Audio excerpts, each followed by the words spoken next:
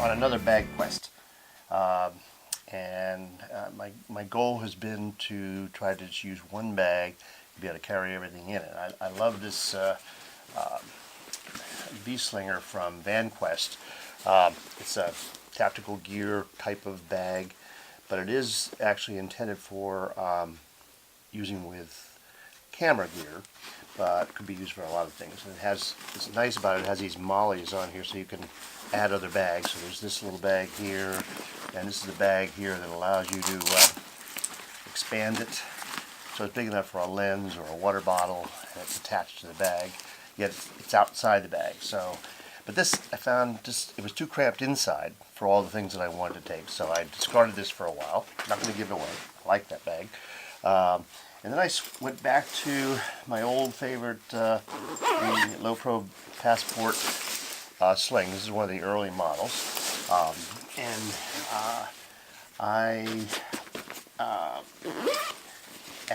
did a video on this once before, but you couldn't see a darn thing now that I look back on it. So hopefully you can see a little bit better in here now. I've got more lights.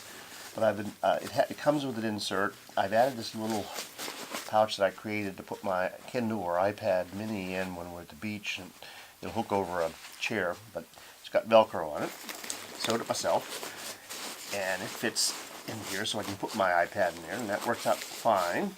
And then I added this other pouch that I've talked about before, this yellow jobby, so that I can take advantage of this expansion area when you unzipper that. But as you can see, I'm still having to hang things off the edge, and I want to be able to put my small Nissan i40 with my gear and other accessories for flash on those occasions when I want to use flash. And I have my 60mm wrapped up in a Domka case, which is here in the back, so it's a little exposed. So I've been exploring other bags. Now there are lots of videos on YouTube on the Think Tank Reflection 30, which is one of the bags I'm looking at, and there are lots of videos. Well, there are not a lot of videos, but there's some videos on the Tenba Cooper Slim 13, and that's the one I was really looking at after I'd seen what the Everyday Messenger that Trey Ratcliffe and Peak Design put together. It just seemed, our son has it, and it just seemed a little bit too big. So I'm hoping that the Reflection 30 will maybe be a solution, because it's the odd blue slate color. I assume they're trying to get rid of them because they aren't selling. So I'm waiting for one of those to come any minute now through UPS. The problem where I live is there's no place close by that sell either the Tenba series bags or the Think Tank bags, and so I finally broke down and just ordered one from Adorama so I can really have my hands on it and take a look at it. I've listened to what people have said on Facebook. I've watched videos, and so I have pretty certain what it looks like. And the Think Tank may actually be a little bit too big, because I don't want it to be real wide. That's my goal. So where this little video is a little different than others is I'm looking at trying out what I've got in this bag, in that Think Tank bag, when it comes a little bit later today. So my camera would normally go in here, but I'm using that obviously video. I've got, as I've mentioned before, I separate my things into these little Eagle Creek bags. These are old ones, so they're cloth. They're a little heavy, but they're nice. And the reason I really like them is because they're different colors. So I've got a red one and a black one, and I've actually got a green one that I didn't put in this bag because there wasn't room for it. And then there's this long one that's just sort of, I guess, really for it's a see-through. I just have miscellaneous things in there, so I need to reassess really whether I need that or not. So I normally have my EPL6 in a slot right here in front of the yellow case. That's actually recording another angle. And then I have my EM1 with a 12-40 on it in the main cavity container for the camera. And then here I have a place for an audio recorder and this power pack that will fit. And I haven't been able to carry this little Hoodman loop, and if you haven't seen the Hoodman loop, it's a fantastic piece of equipment because you can put it up to your 3-inch LCD in bright sun, and last day or so we've had some bright sun, and see to review your images more easily. This is a Hoodman, or not a Hoodman, this is a Houdini, a Patagonia Houdini parka for light rain, and this is another one of those pouches I had on the D-Slinger. And one of the things I liked about what I saw on the Reflection 30 is it has those two straps on either side by the kind of narrow pockets. Nobody's really ever mentioned what they could do with those, but I know what I can do with it. I can hang this on it, and that will be very handy. So that is what I have in here now. I carry a charger for my AAAs, for my flashes. Now I'll just have to stop this video now and wait for the bag to come, and we'll pick it up right there. See if the Reflection is going to be the answer, or if I'm going to have to send it back and order the Cooper Slim 13 and try that one out. So we'll see you a little bit later today. Well, that was faster than I thought. Went upstairs, had some lunch, and next thing I know, the box came. Now, I'm not much into these unboxing videos, but since it is still wrapped up, you and I can look at it at the same time. My real purpose for even making this video is to share kind of my thought process of deciding on a bag when I've already got several bags that are very adequate.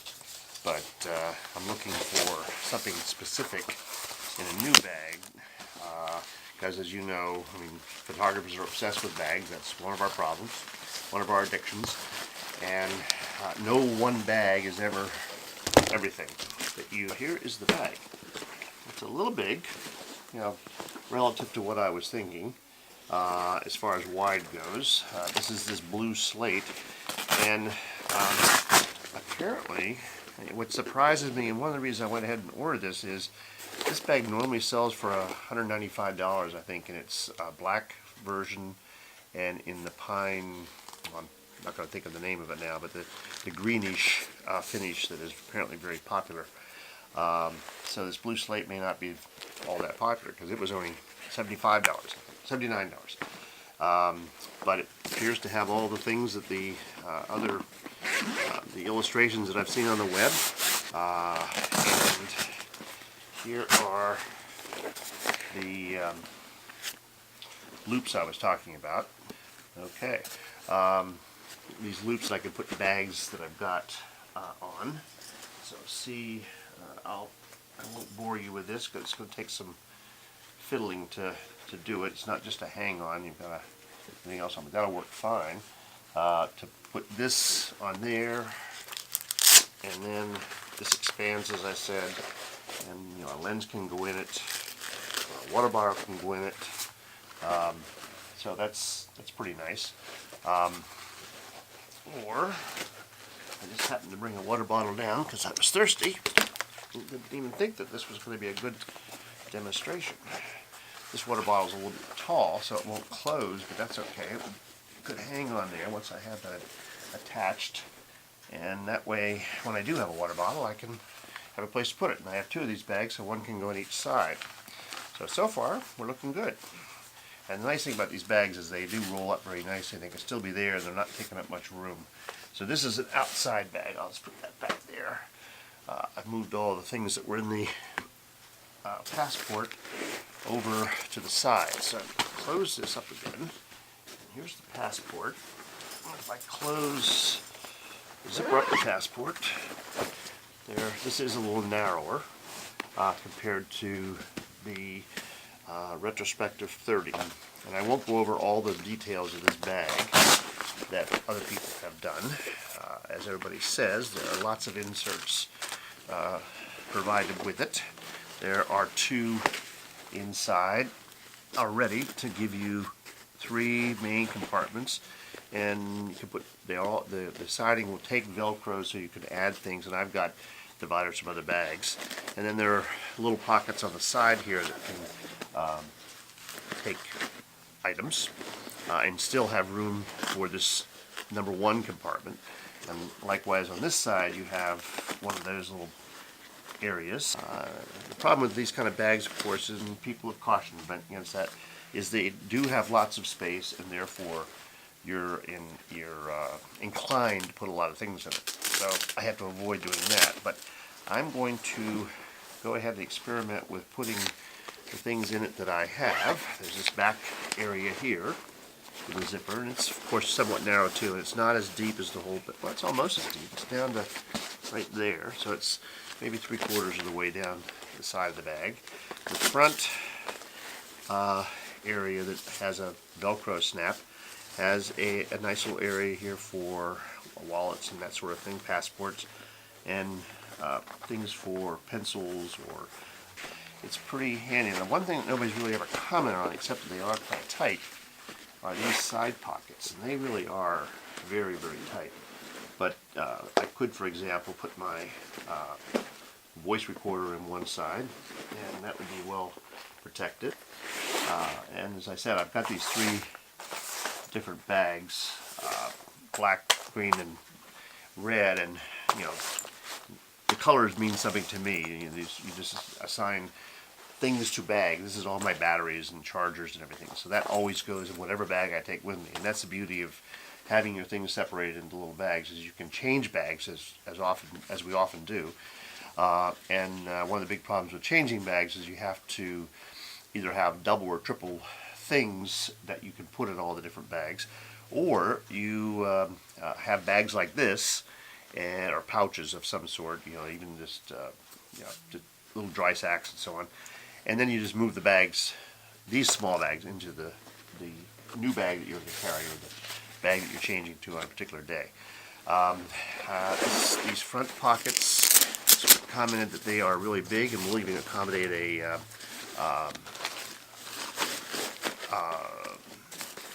camera body. So as you can see, I can put these in here. This has a raincoat.